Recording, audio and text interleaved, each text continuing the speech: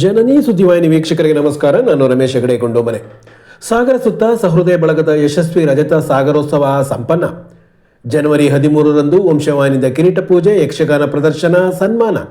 ವೇದನಾದ ಪ್ರತಿಷ್ಠಾನ ಶ್ರೀ ಸದ್ಗುರು ಹಿಂದೂಸ್ತಾನಿ ಶಾಸ್ತ್ರೀಯ ಸಂಗೀತ ವಿದ್ಯಾಲಯದ 26ನೇ ಸಂಗೀತ ಸಂಭ್ರಮ ಷಡ್ವಿಂಶ ಜನವರಿ 16ರಿಂದ 3 ದಿನ. ಸಾಗರದ ವೇದನಾದ ಪ್ರತಿಷ್ಠಾನ ಶ್ರೀ ಸದ್ಗುರು ಹಿಂದೂಸ್ತಾನಿ ಶಾಸ್ತ್ರೀಯ ಸಂಗೀತ ವಿದ್ಯಾಲಯದ 26ನೇ ಸಂಗೀತ ಸಂಭ್ರಮ ಷಡ್ವಿಂಶ ಜನವರಿ 16ರಿಂದ 3 ದಿನಗಳ ಕಾಲ ಇಲ್ಲಿನ ಗಾಂಧಿ ಮೈದಾನದಲ್ಲಿಯ ರಂಗಮಂದಿರದಲ್ಲಿ ನಡೆಯಲಿದೆ. ಖ್ಯಾತ ಕಲಾವಿದರಿಂದ ಹಿಂದೂಸ್ತಾನಿ ಸಂಗೀತ, ಸ್ವರಲಯ ಲಹರಿ, ಕರ್ನಾಟಕಿ ಶಾಸ್ತ್ರೀಯ ಸಂಗೀತ, ಹಿಂದೂಸ್ತಾನಿ ಬಾನ್ಸುರಿ, ವಯೋಲಿನ್, ಜುಗಲ್ಬಂದಿ, ವಿದ್ಯಾಲಯದ ವಿದ್ಯಾರ್ಥಿಗಳ ಗಾಯನ ಅಲ್ಲದೆ ನಾದಾಂತರಂಗ, ಗಾನ ಸುದಯ ಮಾತು, ಮಾಸಪತ್ರಿಕೆ ಬಿಡುಗಡೆ ಮತ್ತು ಸಾಧಕ ಸನ್ಮಾನ ವಿಶೇಷ ಕಾರ್ಯಕ್ರಮಗಳು ಜನವರಿ 16, 17 ಮತ್ತು 18ರ ಈ 3 ದಿನಗಳ ಕಾಲ ನಡೆಯಲಿದೆ ಎಂದು ಸಾಗರದ ವೇದನಾದ ಪ್ರತಿಷ್ಠಾನ ಶ್ರೀ ಸದ್ಗುರು ಹಿಂದೂಸ್ತಾನಿ ಶಾಸ್ತ್ರೀಯ ಸಂಗೀತ ಸಂಸ್ಥೆ ಈ ಕುರಿತು ಮಾಹಿತಿ ನೀಡಿದೆ.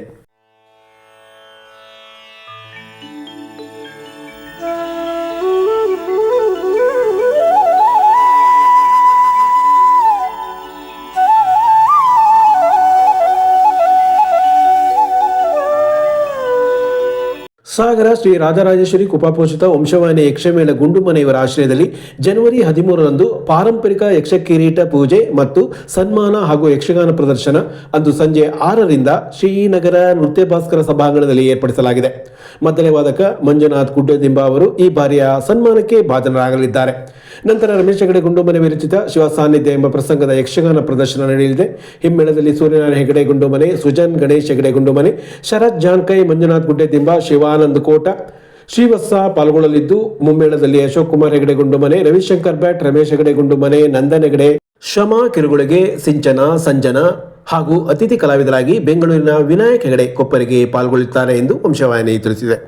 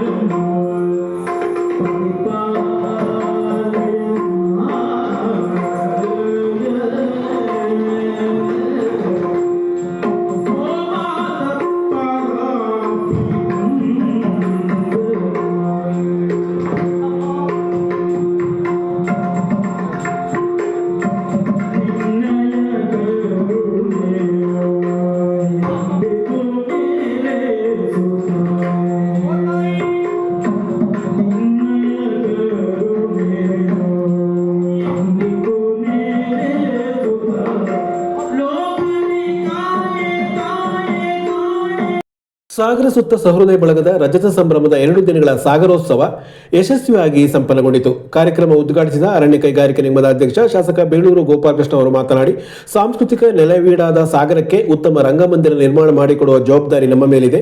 ಶೀಘ್ರ ಅದಕ್ಕೆ ಶಂಕುಸ್ಥಾಪನೆ ಮಾಡಲಾಗುವುದು ಮತ್ತು ಸಂಸ್ಥೆಯೊಂದು 25 ವರ್ಷಗಳ ಕಾಲ ಸಾಂಸ್ಕೃತಿಕ ಚಟುವಟಿಕೆ ಜೊತೆಗೆ ಸಾಧಕರನ್ನು ಸನ್ಮಾನಿಸುವ ಕೆಲಸ ಮಾಡಿಕೊಂಡು ಬರುತ್ತಿರುವುದು ಅನುಕರಣೀಯ ಎಂದರು. ಕೆಳದಿ ರಾಜಗುರು ಹಿರೇಮಠದ ಡಾಕ್ಟರ್ ಮಹೇಶ್ವರ ಶಿವಾಚಾರ್ಯ ಸ್ವಾಮಿಗಳು ದಿವ್ಯ ಸಾನ್ನಿಧ್ಯ ವಹಿಸಿದರು. ಈ ವೇಳೆ ಸಾಧಕರಾದ ಸಾಹಿತಿ ಡಾಕ್ಟರ್ BL ನಾಗರಾಜ್ ಮಂಗಳೂರು, ರಾಜಕಾರಣಿ ಬೇಳೂರು ಗೋಪಾಲಕೃಷ್ಣ, ಗುರು ವೇಣುಗೋಪಾಲ್ ಶಿವಮೊಗ್ಗ, ಡಾಕ್ಟರ್ BL ಸುರೇಶ್ ಬೆಂಗಳೂರು, ಕೃಷಿಕ ಡಾಕ್ಟರ್ ಮಂಜುನಾಥ್ ದಾವಣಗೆರೆ, ಇತಿಹಾಸ ತಜ್ಞ ಡಾಕ್ಟರ್ ಅಮರೇಶ್ ರಾಯಚೂರ್, ಸಹಕಾರಿ ಪ್ರಸನ್ನ ಕುಮಾರ್ ಶಿವಮೊಗ್ಗ, ನೃತ್ಯ ಗುರು ವಿದ್ವಾನ್ ಗೋಪಾಲ್ ಎಂ ಅವರಿಗೆ ಸಹೃದಯ ಪ್ರಶಸ್ತಿ ನೀಡಿ ಪುರಸ್ಕರಿಸಲಾಯಿತು. ಬಳಗದ ಅಧ್ಯಕ್ಷ G ನಾಗೇಶ್ ಅಧ್ಯಕ್ಷ ವಹಿಸಿದರು. ಜಾನಪದ ಅಕಾಡೆಮಿ ಮಾಜಿ ಅಧ್ಯಕ್ಷ B ಟಾಕಪ್ಪ, ಆಪ್ಕೋಸ್ ಮಾಜಿ ಅಧ್ಯಕ್ಷ ಸೂರ್ಯನಾರಾಯಣ ರಾವ್, ಪ್ರಮುಖರಾದ ಅನಿತಾ ಕುಮಾರಿ, ಮಧುಮಾಲತಿ, ಶರಾವತಿ ಶ್ರೀರಾವ್, ಸಂತೋಷ್ ಕುಮಾರ್, ಚೇತನ್ ರಾಜ್ ಕಣ್ಣೂರು, ಲೋಕೇಶ್ ಕುಮಾರ್, ಸಂತೋಷ್ ಶೇಟ್, VT ಸ್ವಾಮಿ ಮತ್ತಿತರರು ಹಾಜರಿದ್ದರು.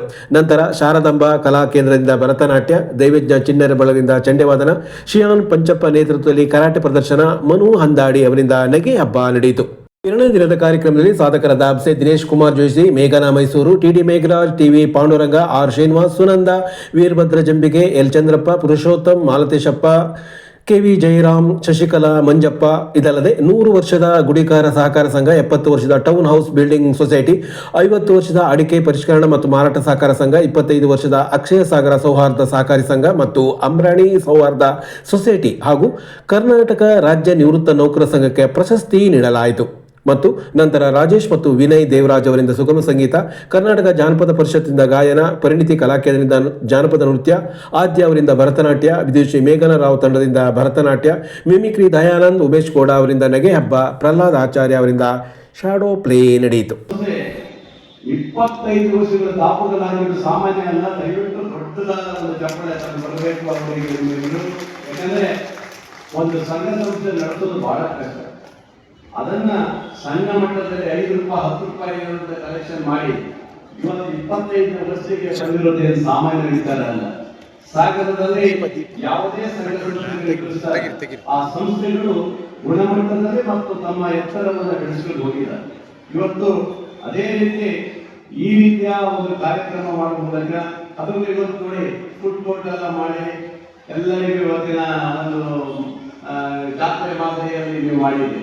ಖುಷಿ ಆಗುತ್ತೆ. ಇದರಲ್ಲಿ ಇರಬೇಕು ಒಂದು ರೀತಿಯ ಈ ಗಾಂಧಿ ಮೈದಾನದಲ್ಲಿ ಸದಾ ಯಾವ ಚಟುವಟಿಕೆಗಳನ್ನು ನಡೀತಾ ಇರ್ತಾರೆ ಅಲ್ಲ. ಯಾಕಂದ್ರೆ ಹಿಂದೆ ನೋಡಿ ಈ ರಂಗಮಂದಿರನ ಆ ಕಾಲದಲ್ಲಿ ಬಹಳ ಕಮ್ಮಿ ಇದರಲ್ಲಿ ಮಾಡಿದ್ವಿ. ಬಹಳ ಕಮ್ಮಿ ಇತ್ತು. 14-17 ವರ್ಷಕ್ಕೆ ಆಯ್ತು ಅವಾಗ. ಆನಂತರ 40 ಏನೋ ಮಾಡಿದ್ರು, ಅವರು ಮುಂದುಗಡೆ ಮಾಡಿದ್ರು. ಹಾಗೆ ಒಂದು ಹಂತದಲ್ಲಿ ಸಾಗರದ ಅಭಿವೃದ್ಧಿಗೆ ಎಲ್ಲರೂ ಮಾಡಿದ್ರೆ ಮಾತ್ರ ಆ ಒಂದು ವ್ಯವಸ್ಥೆ ಮಾಡಲಿಕ್ಕೆ ಸಾಧ್ಯ ಆಗಿದೆ.